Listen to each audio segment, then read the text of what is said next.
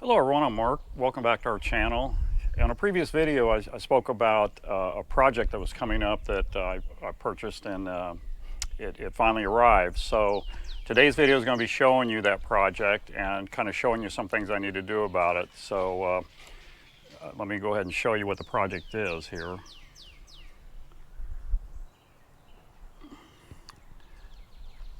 It's a 1971 Chevy Corvette. It's a two-door coupe. So it's got the T-tops instead of the convertible top. This is the 8th Corvette that I've owned. It's the third, what they call C3 generation Corvette. They go from 1968 to 1982. And then I owned 5 C4 Corvettes, which went from 84 to 96. I like the C3 body style the best. It's probably my favorite Corvette. And then I like the 68 to 72s because they had both the front and rear chrome bumpers on them. In 73, they switched to the urethane front bumper. They kept the chrome bumper for the back for 73, and then 74 they went to urethane bumpers front and rear. So I happened to find this car on eBay out of Michigan. The previous owner had started to restore it about 5 years ago, he said. He got the paintwork done, and it's a driver quality paint job. It's got a few flaws in it. There's a few scuffs I'm gonna have to try to buff out, but overall it's a pretty decent looking car.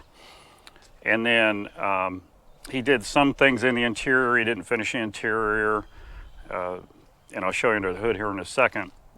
That's why if you notice the hood looks like it's popped up a little bit. It doesn't want to unlatch real easily, so I didn't want to latch it and try to get it open to show you guys the engine compartment and fight it. So, but he put new latches on it, but he never adjusted them correctly. So one pops right up, the other one kind of hangs up a little bit. So when I bought on eBay, I know everybody says, "Oh my God, buying cars on eBay, sight unseen and all that." I've probably bought 9 cars on eBay. And I've had pretty good luck. I bought a 57 Chevy once that had some issues that kind of sucked, but overall I've had pretty good luck. I bought a lot of stuff on eBay, and like I said, this is the 9th car that I bought on eBay. But let me show you a little bit on the interior here.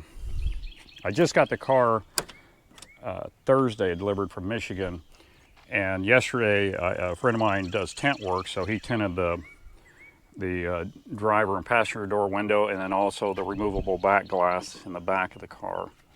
I've got the T-tops unlatched just so I could show you. I'm just going to lift them up and not take it off, but you can see one of the things I have to do, there's no headliner in the T-tops, so I have to get headliners put in there.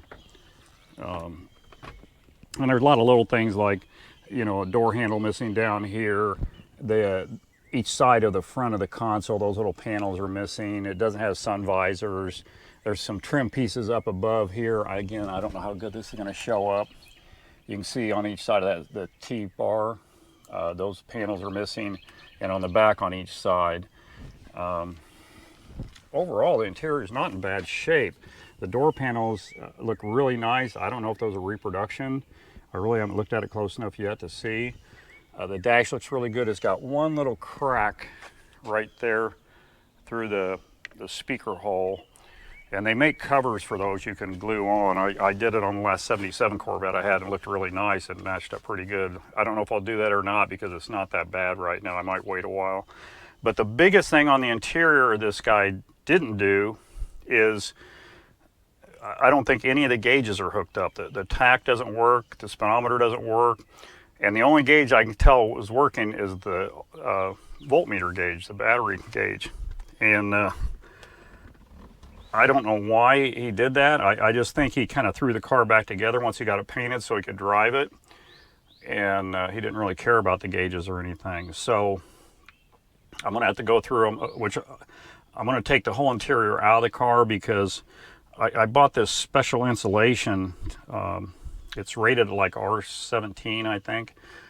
And the last Corvette I had, these C3s, because the exhaust lines run under the floor pans, the interior gets really hot, and I found this insulation, it's not very thick. It's less than a 1/4 inch thick, and I usually put 2 layers in, and it takes care of all the heat problems. I mean, they sell a lot of different products that are, you know, pre-cut for Corvettes, and they're, you know, they're supposed to be for Corvettes, but they're very, very expensive. This stuff here, it's actually for a structure insulation. And I'll show you that, and when I get ready to do it, I'll show you in the video what it looks like. But it's very inexpensive compared to the stuff you buy that's made for the Corvettes. So that's why I use it, and it's easy to work with. It does a really nice job. You can get it up underneath everything because it's so thin, and then I'll double layer, and like down on the footwell here, I'll actually put a 3rd layer right there where the pipe goes right through, just to help keep the heat out of the passenger compartment. But that's pretty much it on the interior. And then moving to the exterior, it's, like I said, it's in really good shape. The main thing it needs is, it had this piece of trim on it here that goes across in front of the window, the windshield, but he painted it red, and it should look like this. So it looks like the trim going all the way around the window like that. It should. And so I'm going to have to buy these pieces that go right here. They didn't come with the car. And there's a few little, and I don't know if they'll show up good with the camera, but there's a few little scuffs in the paint on the T-top, especially, like maybe they laid them down and didn't protect them. And fortunately, it looks like it's just a scuff in the clear coat. I'm gonna just buff those and see how they turn out. I think they'll get out all right. Like I said, the paint job's not perfect, but it's a really good for just a driver. So under the hood, oh, one other thing too. Back when these cars were new and people ordered them, a lot of stuff was optional. And one of the things that was an option was the passenger side mirror. And this car, for some reason, whoever bought it new didn't order it with a passenger side mirror. But I can get one from a Corvette parts place. So I'm going to put a passenger side mirror on this. I don't like not having a mirror on that side. But then now looking under the hood, you can see he's got all new hardware on the hood, new latches, but this one here hangs up a little bit, and I'm thinking he just doesn't have it quite set right, so I'm gonna have to play around with that a little bit.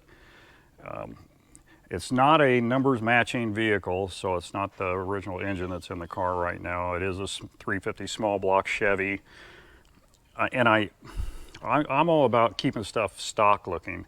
I hate putting chrome and crap on engines and cars and stuff. I like keeping them all stock. This one's pretty well stock, except for the air cleaner and this cheesy Corvette he put up here on the fan guard. You know it's a Corvette. Why do you need to put Corvette under the hood? I don't understand that. And then I don't like these aftermarket air cleaners. To me, they look very cheap. So I'm gonna get an original air cleaner put back on it. And the valve covers on the last 77 I had, it had the same kind of valve covers, and I took and I powder coated them with black wrinkle paint, or black wrinkle powder, and then I put it up in the middle, and I took a light cut on top of these fins, so it was black with the aluminum fins showing through. It looked really cool, so I'm probably going to do the same thing on this car. I almost hate taking them off because they're not leaking, which is very unusual. I know he had the engine all rebuilt and everything when he painted the car, but it doesn't look like they're leaking, so I almost hate to take them off. But and then some of the wiring, it's kind of like taking the engine out, they pulled wires and stuff loose, and it's all kind of hanging there. You can kind of see it, and there's a mess here. I don't quite even know what this is. It looks like some kind of relay, but it's got a million wires going to it, and it's kind of all rusty and corroded, so I got to clean all that up and just redress all these wires. I mean, it looks like they pulled some of the covering off and stuff. Just little stupid things like that. I mean, it's nothing that keeps you from driving the car, but it's just stuff that just bothers me. I hate, this looks so crappy, the way this looks. I mean, it just doesn't look clean at all, so I want to clean all that up. The one headlight on the passenger side does not come up, so I got to check that out. it looks like he ran all new hoses and stuff to the actuators. So I don't know why that one's not coming up. The driver's side comes up with no problem. So I got to check that out. And this door, it has a vacuum actuator just like the headlights do. You can see it over there. And this door, when you hit the wiper switch, this door is supposed to come back like this, and then the wipers go. Well, the door doesn't come up on its own, and plus, when I lift it up manually, there's no wiper blades in there, so I'm going to have to get wiper blades and put in there, and then figure out why this door is not coming up and down. That's a pretty common problem with these cars. The chrome bumpered cars, they have this little vacuum actuated door to cover the wipers, and they always were an issue with them not functioning correctly. They would jam up and stuff. So I mean, that's no big deal on it. The later C3s, they went with a one-piece hood that came all the way up here, and the hood set up off the windshield enough that the wipers could come between the hood and the windshield without having to raise anything, and that really was a lot better system. I just like these. I think this is kind of cool how it works, but it's one of those things it's kind of a maintenance item on the Vettes. I think once you get them set and everything, they work fine until you have an actuator go bad, but it's still, it takes a little tweaking to get them to work just right. The other thing is it's an AC car with an automatic transmission, and the AC doesn't work. So I don't know if when he had the engine rebuilt and put back in that he didn't recharge it or what. I got to figure out what's wrong with that too. And this is another reason why I don't like these aftermarket air cleaners. Your crankcase breather, you just got it open to the wind here. That should have a tube come up here and go inside the original air cleaner, which got a little filter inside, so it sucks all that pressure stuff out of the crankcase and recirculates it back through the intake. And that just, to me, that just looks bad. But overall, the car is very clean and seems to be in pretty good shape, other than those things I was talking about. So I made a list up. I'll show you in here in the garage here.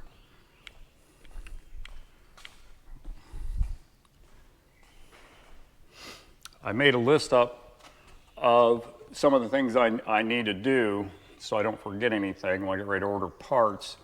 On the interior, the trim pieces I was talking about, the sun visors, the console trim, and then the gauges. And some people spell it this way, some people spell it this way. I always spell it this way, but I did it both ways. And somebody say, oh, you don't know how to spell. But anyway, the gauges, I need to go through all those, make sure they all work, and then figure out why they're not hooked up, and get that all done.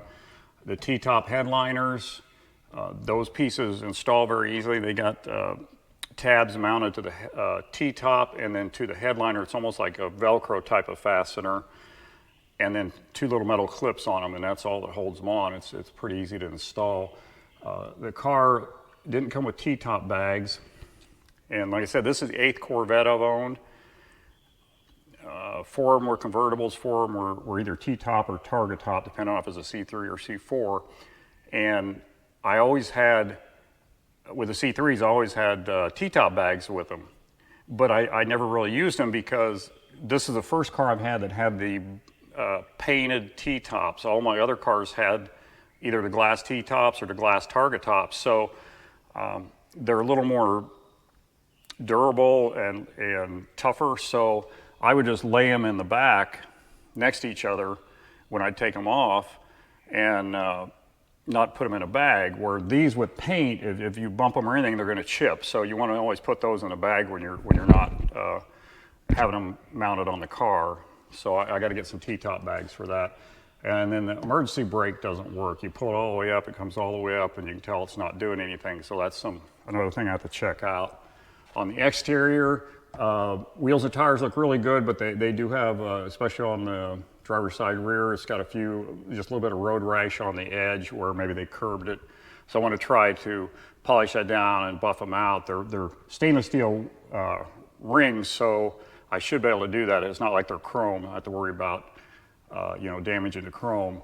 And then the other thing I was looking at was the wipers in the door, the wiper door, like I was telling you. It doesn't have any wiper arms on it, and the door doesn't function like it's supposed to. And again, that might be an issue with when he put the dash back together, he didn't hook the switch inside up. I don't know. So I got to check all that out. And then the other thing I want to do on that is the windshield washer, hook that system back up again. It's not hooked up right now.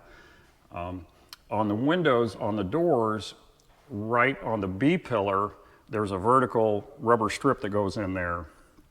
And he didn't put those in after he painted the car. All the other rubber looks really good on the door. Looks like he replaced all that, but those strips, he just looks like he never put them in. So I want to order those, put those in. I kind of like buff the paint a little bit where I said it's got a few little scuffs in it, a few little marks, but overall I'm very happy with the paint. And then again, the passenger side mirror, I just think it's important to have a mirror on there just for safety. Those cars, you kind of sit down in them anyway, they're a little bit hard to see out of, especially for a guy like me, I'm pretty short. So I definitely want, that mirror on there so I can make sure I don't pull over in front of somebody. So, and then on the engine, the water pump, the seal on the water pump seeping a little bit. And on these cars, when I get them in anyway, I usually go through and check all that stuff out, and like the hoses and stuff, any of the coolant hoses, the transmission cooler line hoses, any of the vacuum lines. I always check everything out. If it looks like it's not new, I'll go ahead and replace it, because you don't want to blow a hose going down the road and have your coolant leak out and overheat the engine, or your vacuum won't work and the car runs bad because the vacuum's leaking. Headlights, like I said, that one doesn't come up, so I got to see why it's not coming up. Hopefully it's something simple. And then dress up the wiring a little bit where they pulled it loose and it pulled the sheeting off of it. I want to put new wire loom on it and just zip tie it down, make it look nice so it's nice and clean under the hood. And oh my God, the air cleaner, that just I can't say enough about people sticking stuff like that on these cars. To me, it takes away from the beauty of the car. I mean, the cars are so nice to begin with. Why try to make them shinier? And then the hood latch, get it adjusted so the hood opens and closes properly. And I'm sure there's a lot of other things that I can't think of right now, and that I haven't run across yet, as far as different things under the hood. There might be relays, things like that I have to change out. On these older C3s, the tach and the speedometer both were mechanical. So it looks like a speedometer cable comes out the back of the tach and actually goes and connects to the distributor and drives off of a gear off the distributor. And of course, the speedometer goes down, and depending on if you have cruise control or not, this car doesn't have cruise control. If I had cruise control, I'd have a cable come out of the speedometer, through the firewall into this cruise control module, and then another cable come out of it and go down to the transmission. But since this doesn't have cruise control, it's just one long cable from the speedometer all the way down to the transmission. So I don't know if he just didn't hook these things back up when he put them back in, or if the cable's not there. I don't know. I know the cable is not sticking out through the firewall for the distributor, so I'm thinking it's not even there anymore. And my first thought was, because they put a different engine in there, I thought, well, maybe the engine had a distributor that didn't have the tach drive on it. I mean, they make them without the tach drive too. And so I just assumed that's why it wasn't working. Well, when I got it home here and started checking it out, I realized that it does have a tach drive on the distributor, which is great. I don't have to buy another distributor. That's like 120 bucks from Eckler's. So that will save me a little bit of money there, but I'm still going to come up with the cable probably. I can't imagine they have that tucked up in the, under the dash, but they might. I don't know. So that's some of the things I'll be working on. I'll be making videos on. If you guys see anything on the car, good or bad, let me know in the comments. If you'd like more information on anything I'm doing, please put it in the comments. And I hope you enjoy the videos. I know there's a lot of videos out there, guys that do Corvettes. A couple of guys I like to watch. One guy is Corvette Ben. If you get a chance to watch his videos, he's a young guy, very knowledgeable on Corvettes, especially C3s. He loves C3s, and he can tell you anything you'd want to know on a C3. And I might even be contacting him a little bit on this car, even though I've done a lot of cars myself. This is the first early model C3 that I've done, And there's some things like that one relay looking thing, I'm not sure what that does. So I might be contacting him and see if he can give me some advice. The other guy I like to watch, he's a young guy. He's not really a mechanic type of guy, but he's owned, I believe it's a 93 Corvette convertible for, I think it's going on like 10 or 11 years now. And he started out when he first bought it, he was very young. And he started making videos of the car and just different things he liked about the car and didn't like about the car and little modifications he'd do to it. And he's a very nice guy, and he's just enjoyable to watch. And so I watch his channel. It's called Doulop, D-O-U-L-O-P. And he's just a good guy to watch. So if you get a chance, watch his channel. And Corvette Ben. And Corvette Ben, he also, besides Corvette, I mean, he works on a lot of other cars too. But if you want to learn weird things about Corvettes and how to repair them and stuff, he's definitely worth watching. And there's a lot of other channels on YouTube. Those are the ones I like mainly. I think mainly because they're young guys and they're so passionate about what they're doing that it makes it more enjoyable to watch. On one thing on this Corvette, I knew when I bought it on eBay, you know, it had in the listing, I talked to the seller and about different issues that I mentioned here. I knew I was going to have to do a lot of this stuff. So I was thinking I'd have to order a assembly manual, you know, along with the parts I have to order. And when I got the car, I was really surprised to see this in the back. This is the assembly manual. And you can see how thick it is. I mean, it's probably 2 inches thick, and it has everything you need to know about this Corvette. And I think it mainly covers, I don't know if it says in here, but I think it mainly covers, that says 72, so it covers from probably 68 all the way up to 72, the chrome bumper year C3s. So that saved me about 80 bucks. So I was really happy about that. This is that chrome piece that goes across the top of the windshield wiper door. And again, as you can see, it's not chrome anymore. They painted it red when they painted the car, and I just hate that. So I can buy the 2 chrome pieces for each end of it, and I think they're $49 for the set or something. I can't remember now. They're not very expensive. But this piece, you actually, if you don't have a good core to send back to them, they won't even sell you one. So that tells me they're not reproducing this piece anymore.